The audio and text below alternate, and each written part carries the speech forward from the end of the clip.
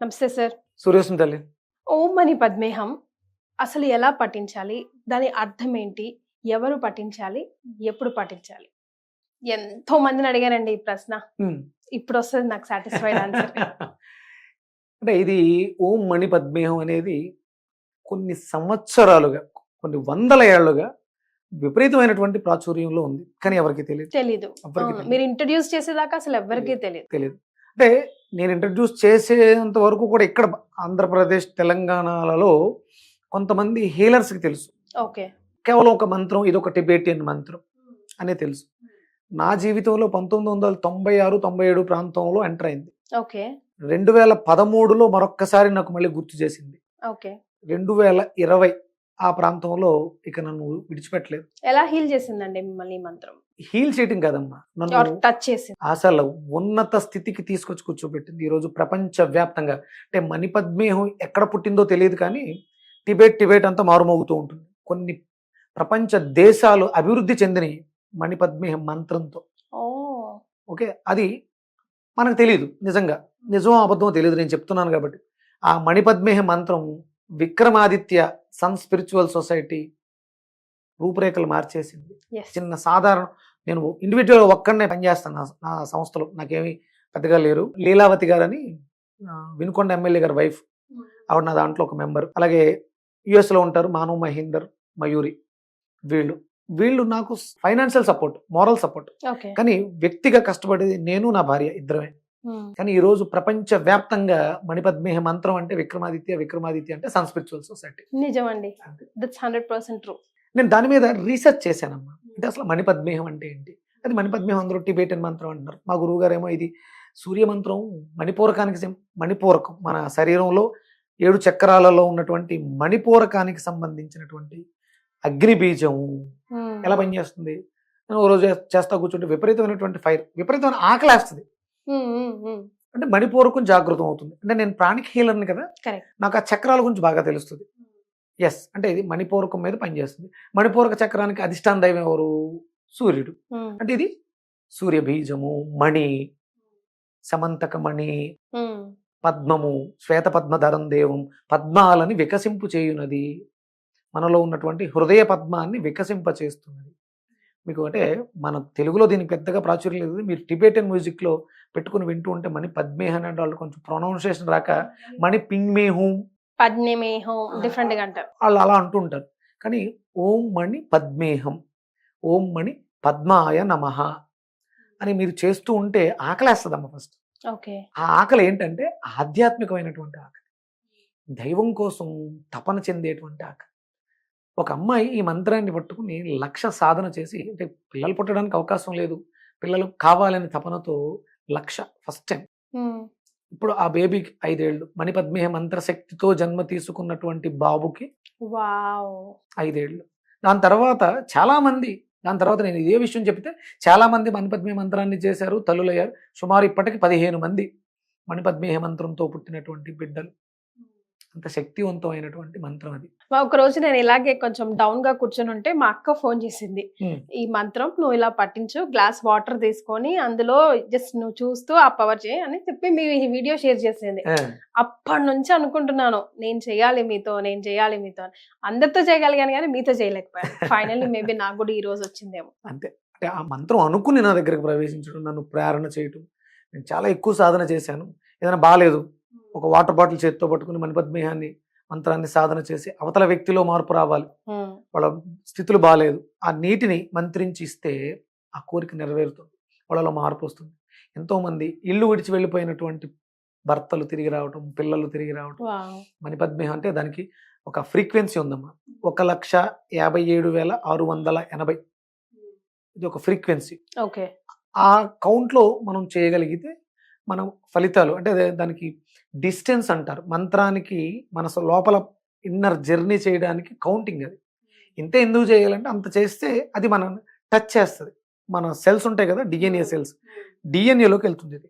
Okay. మన డిఎన్ఏలో మన పూర్వీకుల యొక్క శక్తి అంతా కూడా నిక్షిప్తమై ఉంటుంది. పితృదేవతల A to Z, మన ఇంతకుముందు ఇన్కార్నేషన్స్, ఫ్యూచర్ ఇన్కార్నేషన్స్ అన్నీ కూడా డిఎన్ఏలో ఫిక్స్ చేసి ఉంటాయి A to Z. వాటిల్ని అది మారుస్తుంది. డిఎన్ఏని మార్చే శక్తి మణిపద్మేహంకి ఉంది. వావ్. చాలా పవర్ఫుల్ మంత్రం. దానికి గురువు గారు చెప్పింది ఏంటంటే ఇది సూర్య మంత్రం కాబట్టి సూర్యుడి యొక్క బీజాలు ఉంటాయి.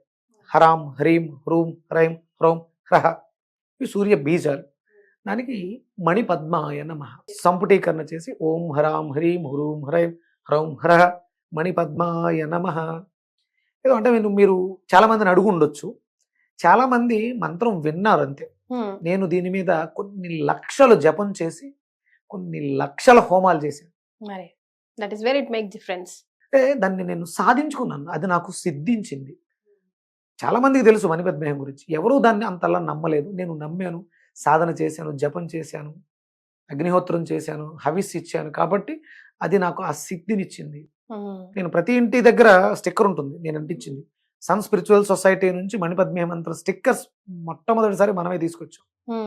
మీకు ఆ గుమ్మ ఉంటుంది, ఈ గృహంలోని వారు ఆయురారోగ్యాలతో అష్టైశ్వర్యాలతో సుఖంగా వర్ధిల్లుగాక మణిపద్మేహం అని ఉంటుంది. అంటే ఎవరైనా ఇంటికి వచ్చి నాక్ చేస్తే ముందు బ్లెస్ చేసి నాక్ చేస్తారు. ఈవెన్ చాలా కార్ల మీద అట్లా కూడా చూసానండి విత్ సింబల్స్. మణిపద్మేహం సింబల్స్ ఏమో టిబెట్నివి 7 కలర్స్ జెండాలు కట్టేసి ఉంటాయి.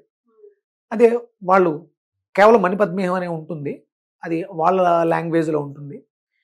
అది అంటే సూర్యుడి యొక్క 7 రంగులు 7 కలర్స్ని ఇండికేట్ చేస్తూ జెండా ఫ్లాగ్స్ ఉంటాయి. మీకు హిమాలయాల చుట్టూ ఆ ఫ్లాగ్స్ ఉంటాయి. అవి మనకి ఇక్కడ కార్లలో కూడా దొరుకుతున్నాయి. అంటే కార్లు షోరూమ్ వాళ్ళకు దాని గురించి తెలియక ఇంతలు తెలియదు. మరే ఇది బాగుంది, అందరూ కట్టుకుంటున్నారు అనుకంటే అందరూ కడుతున్నారు, మంచిది. అది అంటే ఎంత మంచిది అంటే మణిపద్మేహం ఫ్లాగ్స్ లోంచి గాలి అలా ప్రసరిస్తే ఆ గాలి ప్రసరణ శుద్ధి చేస్తుంది. మీరు మణిపద్మేహం మంత్రాన్ని జపం చేసి ఒక చెట్టును ముట్టుకుంటే చెట్టు చాలా హ్యాపీ ఫీల్ అవుతుంది. మీరు మంత్ర జపం చేసి ఒక నదిలో కాలు పెడితే అందులో ఉండేటువంటి జలచరాలు అసలు పులకించిపోతాయంట. అంటే వాళ్ళు టిబెటియన్స్ రాశారు దీని గురించి. అంటే వాళ్ళకి ఇది రవి మంత్రం అని తెలియదు, వాళ్ళకి ఇచ్చింది బోధిసత్వ, బోధిధర్మ మనకి 7th సెన్స్ సినిమా ఉంది కదా, ఈ మంత్రాన్ని బోధిధర్మ వాళ్ళకి చెప్పడం జరిగింది. బోధిధర్మ ఉత్కృష్టమైనటువంటి సూర్య ఉపాసకుడు. ఆయన దీని మీద సాధన చేసి ఆ శక్తి, ఆయనకి చాలా అద్భుతమైనటువంటి పవర్స్ ఉండేవి. ఆ పవర్స్ అన్ని సూర్యుడి ద్వారా ఆయన సాధన చేశారు. అప్పుడు పట్టుకెళ్ళి ఆ మంత్రాన్ని ఆయన చేస్తూ వాళ్ళు చూడడం వల్ల ఆ మంత్రం వచ్చింది. వాళ్ళకి ఉచ్చారణ అంటే నోరు తిరక్క వాళ్ళు పింగ్మేహం అని పింగ్మేహం హుమ్ అని అలా పలుకుతూ ఉంటారు. ఓం మణి పద్మేహం చాలా అద్భుతంగా ఉంటుందమ్మా అది. ఓం మణి పద్మేహం, ఓం మణి పద్మేహం, ఓం మణి పద్మేహం, ఓం మణి పద్మేహం. అలా పర్ఫెక్ట్ వే ఎలా అండి? అంటే ఉదయం లేచిన దగ్గర నుంచి ఎప్పుడు చేయాలి, which is the perfect vibration తీసుకోవడానికి టైం? బ్రాహ్మీ ముహూర్తం చాలా విశేషంగా పనిచేస్తుంది. మార్నింగ్ ఉదయిస్తున్నటువంటి సూర్యుడికి ఎదురుగుండా కూర్చుని తేరిపారాయన చూస్తూ లేలేత కిరణాలని ఆస్వాదిస్తూ ఈ మంత్రాన్ని పఠిస్తే మన సోలార్ యాక్టివ్ అవుతుంది, ఆ ఎనర్జీస్ని రిసీవ్ చేసుకుంటుంది. అంటే పద్మంలో ఉన్నటువంటి మణి మన బ్యాంక్ అమ్మ, ఇది బ్యాంకింగ్ పెరుగుతుంది, నిల్వలు పెరుగుతాయి, ఖర్చులు తగ్గుతాయి, బంధాలు బలపడతాయి. మణిపద్మేహ మంత్రం అంత శక్తివంతమైనటువంటి ఉత్కృష్టమైనటువంటి సింపుల్గా ఎలాంటి నియమాలు లేనిటువంటి మంత్రం. ఒక వీడియోలో నేను మిమ్మల్ని అడిగానండి, విటమిన్ డి సూర్యుడి ద్వారా వస్తుంది కదా, అది గ్రాస్ప్ చేసుకొని స్టోర్ చేయడం ఎలాగానే. ఇప్పుడు మీరు చేయబోయే లోక కళ్యాణార్థమే కావచ్చును, మీరు చేయబోయే హోమం ఇది మాకు ఎంతవరకు బ్యాంకింగ్ ఉపయోగపడుతుంది అంటారు? 100% అమ్మ.